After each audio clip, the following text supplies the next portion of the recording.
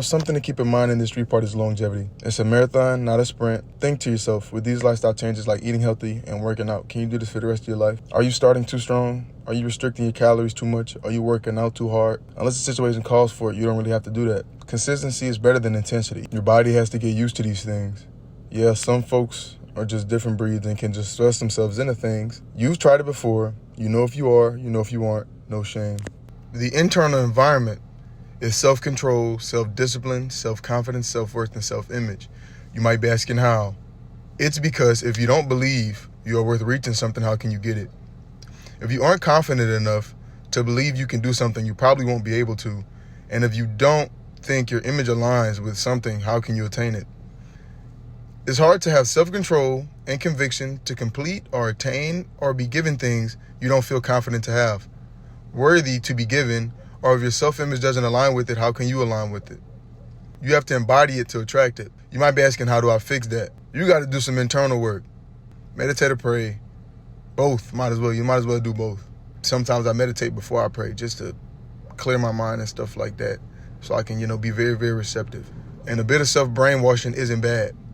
It also helps to know why you want to change, and it's healthier if it's for the right reason. Go journal and introspect and ask yourself why my self-worth and confidence and image are low. If you're stuck on that question, look at it, just stare at a wall for 15 minutes. You're going to have a lot of answers. You're going to find out what you want to do, what you really like to do, this, that, and other. Then pray and meditate on it, your choice. I say do both. When you embody the thing that you want to be and you're not there yet, you're faking it till you make it. And you're going to make it. Ask yourself, who do you want to be? What do you want to do? What do you want to look like? And embody that. Act like that. Walk by faith and not by sight. Because presently you may not be there. Like I said, this is not to say stay stuck in the future and never enjoy the present. Just embody who you want to be. Walk into things being a person who you want to be. Because who you are isn't even real. It's just who you think you are. You can be whatever you want to be. Let your faith be the base and allow God to play the blocks, right? Another thing that helps is knowing why you do it. Like I said, why do I eat healthy? Example, it helps me with energy. It helps me function better mentally and physically. Why do I work out? To put on some muscle, to improve my joint muscle health and longevity. Why do I train martial arts? To protect myself and others, for self-control, etc., etc. Slimming down and putting on muscle starts in the kitchen. You have to be conscious that you do these things out of love and not out of shame. Deciding to love yourself at whatever stage you're in makes the journey a lot easier.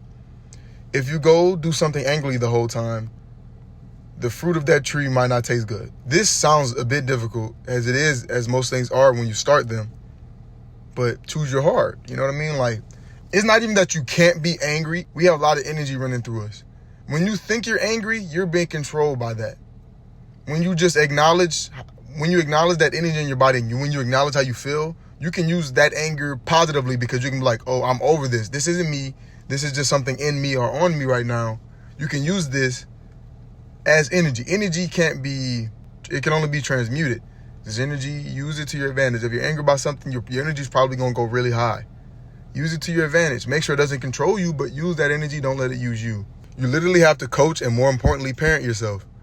Make slow, progressive changes. We are like rubber bands. Yes, we can embody something mentally, but we still have physical limitations. We are physically like rubber bands. We have to progressively stretch. If we try and stretch too fast, we could pop. Same with actual stretching. But the bright side is you don't have to keep it up for long. You just need momentum. Doing something for a good while gives you a good baseline.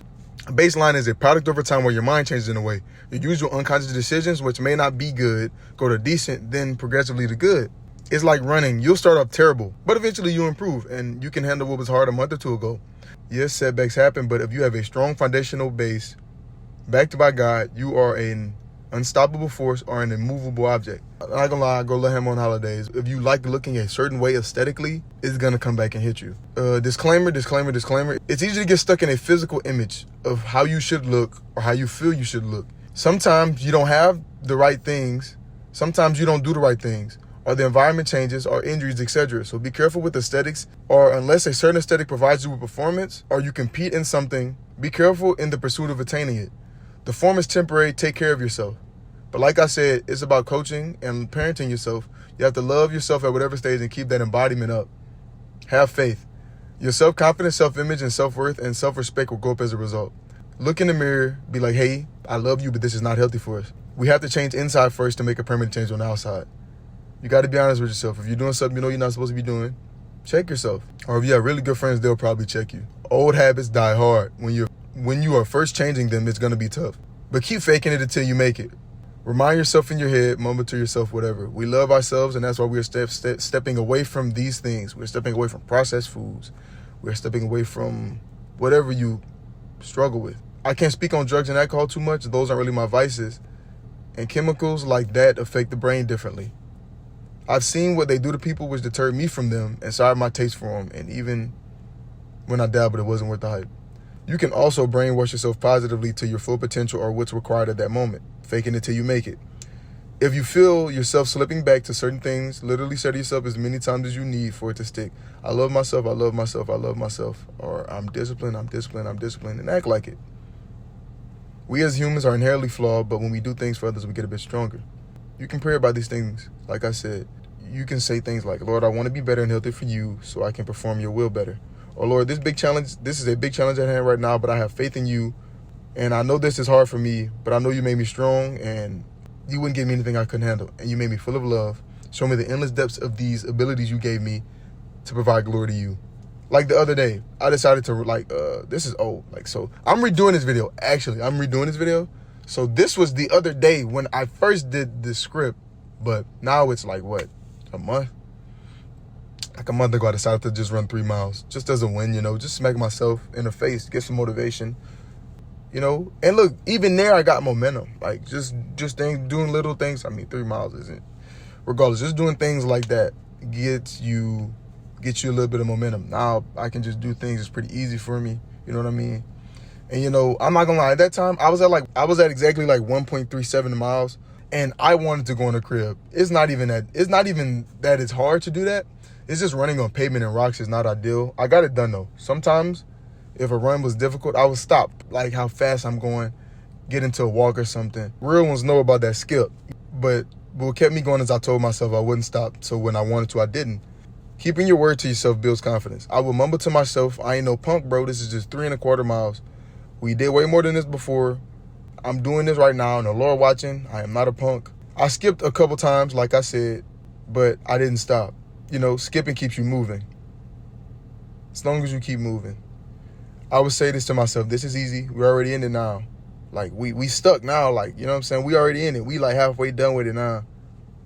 If I wanted to stop, I was going to have to fall. And look, I ain't falling on no pavement. Even if you have to go to snail's pace, just keep it going. It's also fine if you're instructed to by God. Just throw yourself in the water. He's going to make sure you don't drown. If y'all have any questions below, drop them in the comments. Like, comment, and subscribe. Thank you. Trey out. I love y'all. And God does too.